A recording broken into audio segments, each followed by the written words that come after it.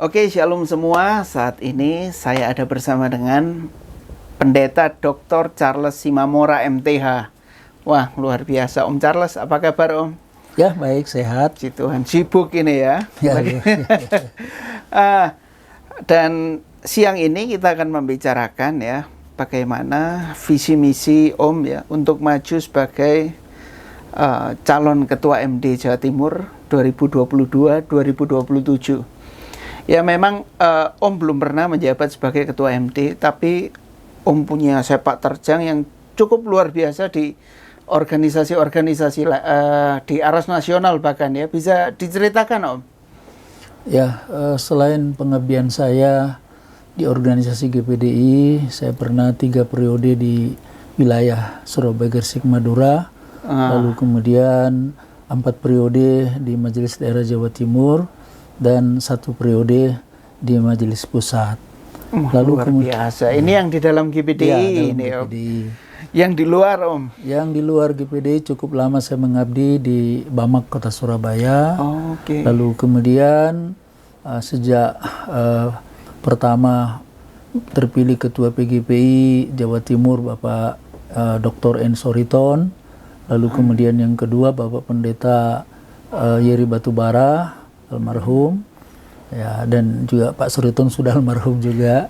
Lalu kemudian Pak Nok Mande yang ketiga sudah di sorga juga. Almarhum juga. Ya, sudah almarhum. Lalu kemudian yang keempat ya saya sendiri dipilih menjadi Ketua PGI Jawa Timur sudah waktu itu 2 periode.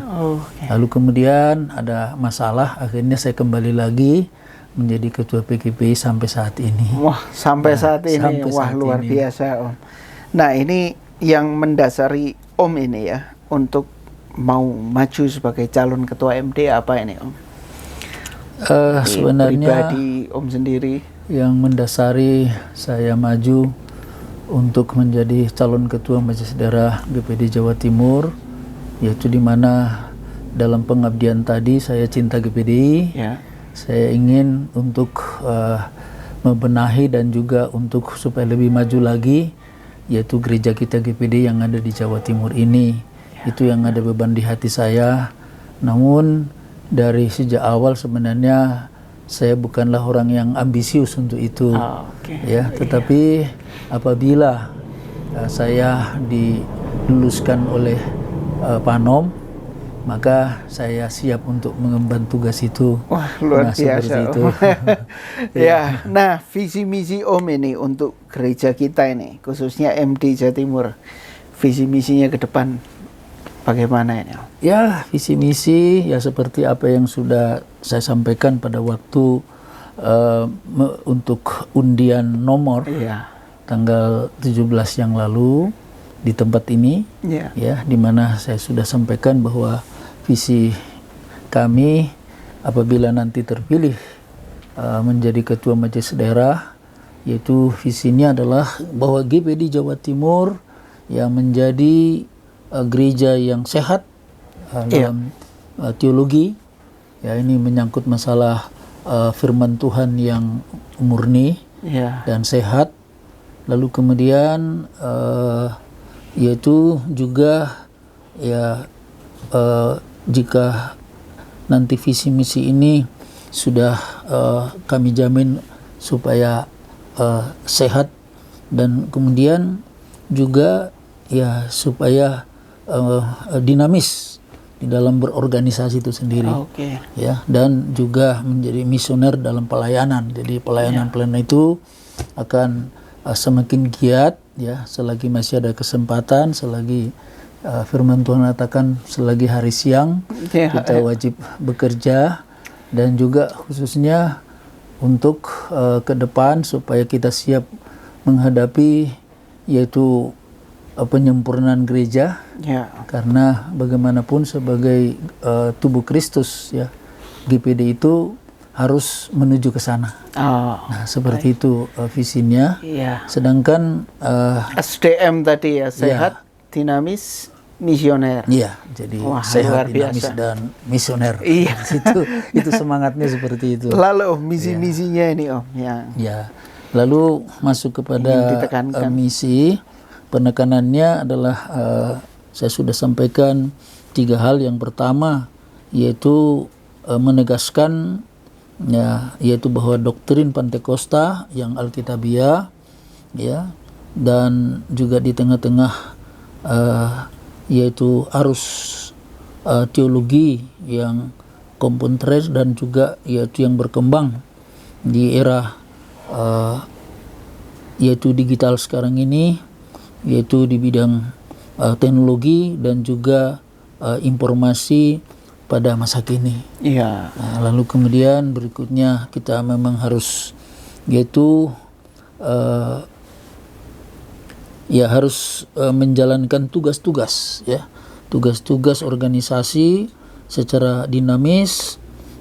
Juga kita harus memanfaatkan teknologi informasi yang ada ya, dan juga untuk komunikasi yang terkini ya, baik itu hubungan kita di internal maupun juga hubungan kita ke eksternalnya.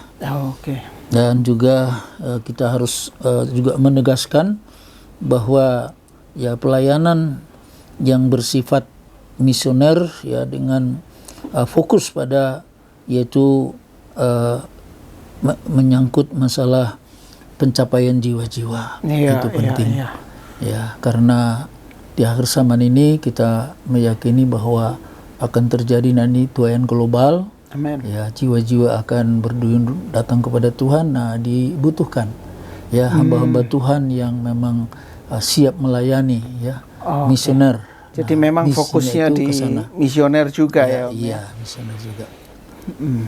Nah, Om, ini kan Jawa Timur ini kurang lebih ada 50 juta penduduk gitu. Ya. Sedangkan jemaat GPDI di Jawa Timur ini ya mungkin nggak sampai 0,1%-nya, Om ya. Iya. Betul. Jadi misionernya itu spesifiknya bagaimana, Om, nanti program yang ingin dijalankan ini, Om? Ya, selain dari di mana terjadi sekarang ini perlombaan-perlombaan untuk menjangkau jiwa-jiwa, bukan saja hanya GPDI, tetapi GPDI sebenarnya telah terbukti ya bahwa GPDI ini sudah menyebar sampai ke desa-desa ya, dan mereka hamba-hamba Tuhan yang ada di desa itu menjadi ujung tombak ya di dalam menjangkau jiwa-jiwa itu. Ya, jadi GPDI ini terkenal dengan BRI-nya Indonesia. Sedangkan mungkin ada gereja lain yang mengaku BCA-nya.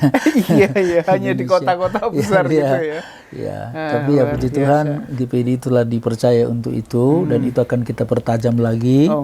Ya, di mana kita juga memproduk banyak hamba-hamba Tuhan melalui sekolah Alkitab dan sekolah tinggi Alkitab, dan mereka inilah orang-orang muda nantinya yang siap untuk terjun di ladang Tuhan untuk menjangkau jiwa-jiwa sampai di desa-desa, dan kita terkenal dengan gereja perintisan. Luar biasa. Lalu ini, Om ya, nanti kalau Tuhan izinkan Om terpilih ini ya, kita lihat kan gereja kita ini GPDI ya, dalam organisasi apapun, pekerjaan apapun perlu adanya regenerasi, Om. Nah, nanti kalau Tuhan percayakan Om sebagai Ketua MD, kira-kira anak muda dapat tempat enggak di jajarannya, Om? Atau bagaimana ini, Om? Pandangannya, Om? Sebab di era sekarang ini era milenial, dari orang-orang muda yang mereka sudah terpelajar ya, mereka juga selain ada yang rela menyerahkan hidupnya sepenuhnya untuk melayani Tuhan, bahkan akhirnya dididik di sekolah Alkitab. Namun mereka juga kelihatannya ya semangat juga untuk meningkatkan pendidikan itu, yaitu di sekolah-sekolah teologia. Misalnya di Jawa Timur kita kan punya 2 sekolah teologia, yaitu sekolah tinggi Alkitab Batu dan juga STA Jember Bible College. Nah, jadi mereka-mereka inilah kita harapkan nantinya sebagai orang-orang muda, dan apabila mereka memang nyata ya panggilan Tuhan untuk mereka, dan mereka tentu harus kita berdayakan ya. Jadi di dalam kepengurusan nanti tentu ada orang-orang muda yang akan masuk di dalam jajaran kepengurusan. Wah, luar biasa. Supaya saling melengkapi antara senior yang sudah berpengalaman ya, istilah sudah banyak makan garam, dibantu dengan orang-orang muda yang lebih mobile gitu kan, anak muda ya. Seperti itu. Jadi saya juga selalu mendorong pengerja atau pada saat saya mengajar di sekolah Alkitab atau sekolah tinggi Alkitab, supaya kalian besok harus lebih hebat dari gembala. Gitu. Harus lebih hebat dari pemimpin-pemimpin yang sekarang. Kalau tidak ada kemajuan kan jadinya. Jadi memang orang muda itulah menjadi regenerasi kita. Nah, itu harus dipersiapkan. Nah, untuk pemilihan ini Om, misalnya seperti sekretaris, bendahara atau komisi-komisi ya, Om itu akan memilih, biasanya ada pemimpin yang memilih temannya sendiri, atau mungkin dia memilih memang orang-orang yang punya kapabilitas di tempat itu ya. Misalnya seperti ada pepatah berkata, the right man on the right place. Ya. Orang yang tepat di tempat yang tepat, maka dia akan bisa menjalankan banyak-banyak hal yang hebat.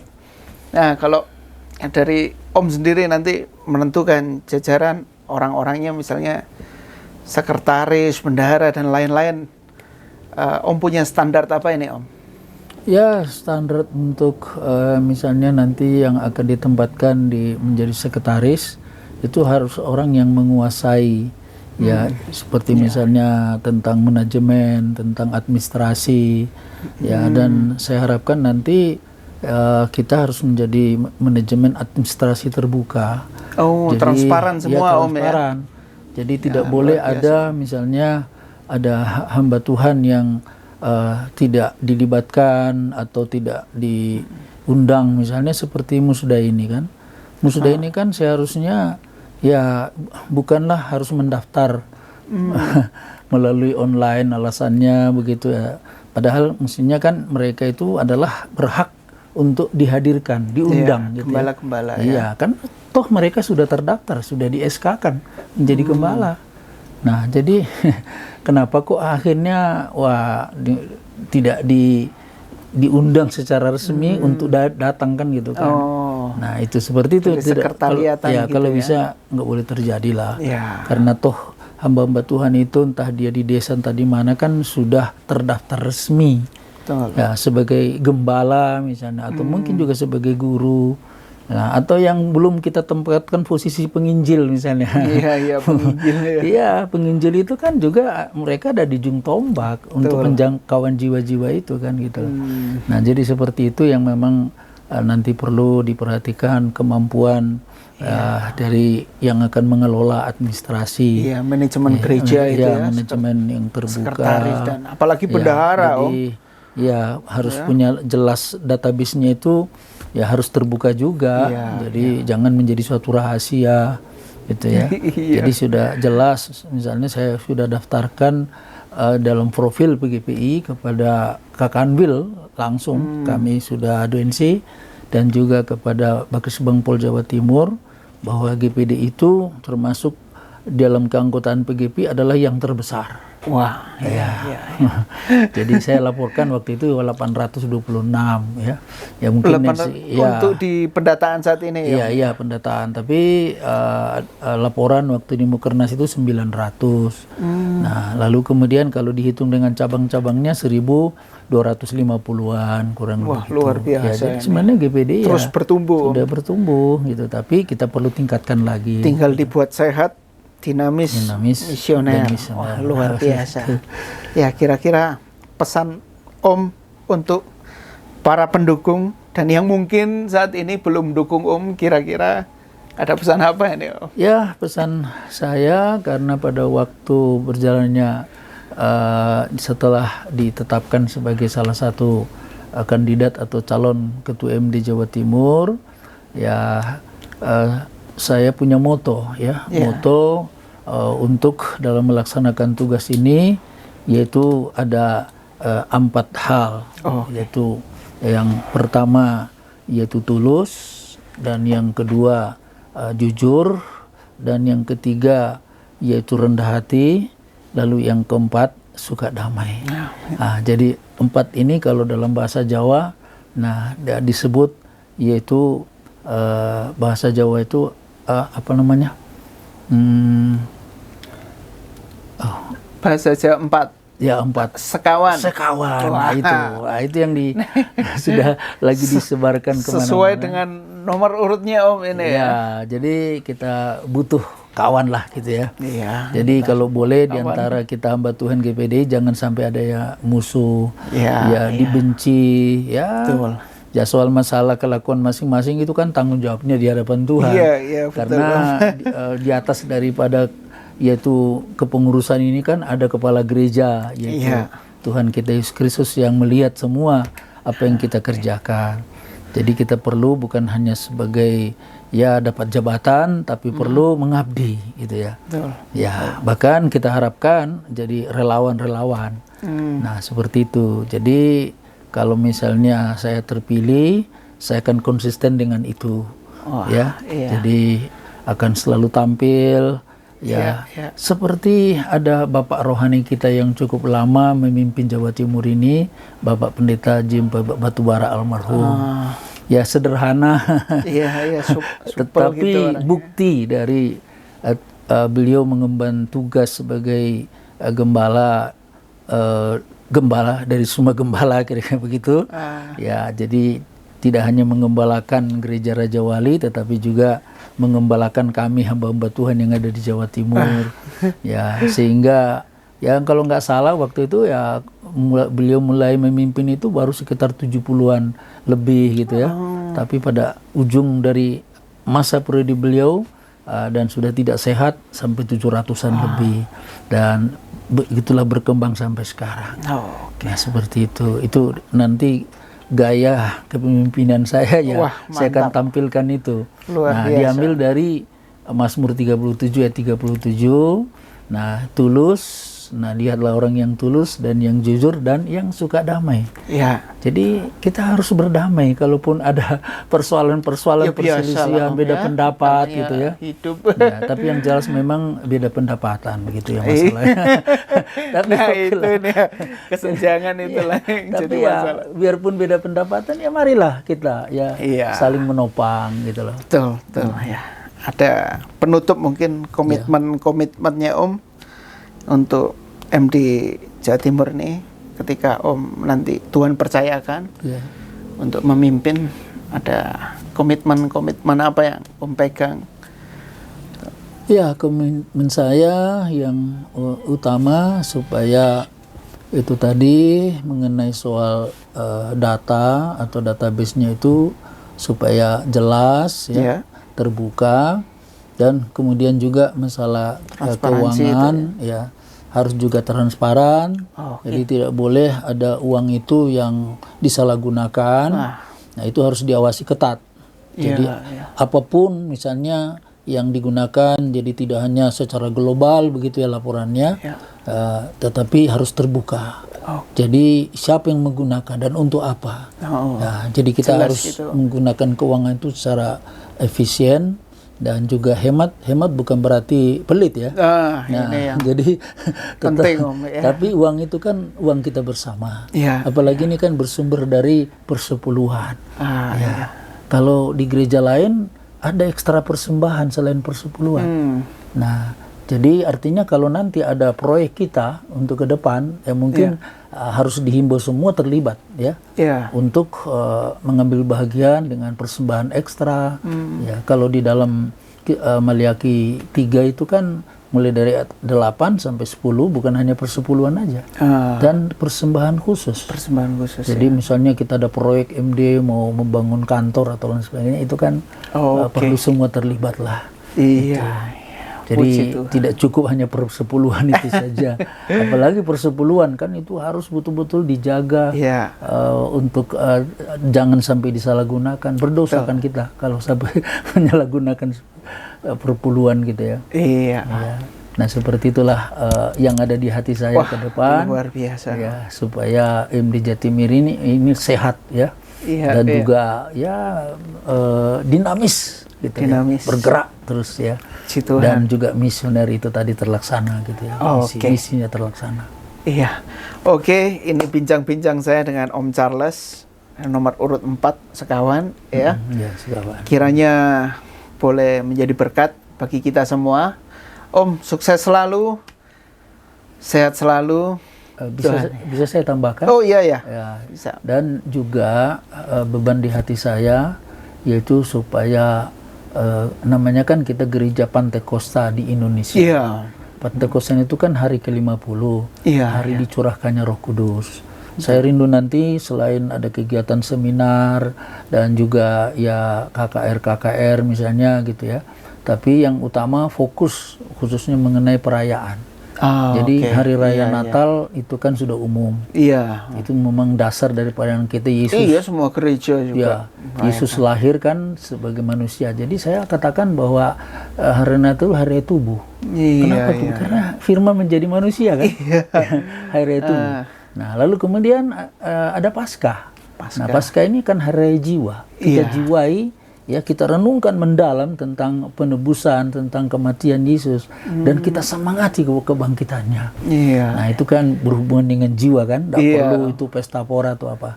Tetapi puncak perayaan itu ada di hari raya Pentakosta atau Pantekosta. Nah itu puncaknya di situ. Jadi harus kita adakan nantinya KKR. Kalau bisa kita supply bentuk panitia di wilayah-wilayah. Luar biasa. Ya, kemudian adakanlah KKR.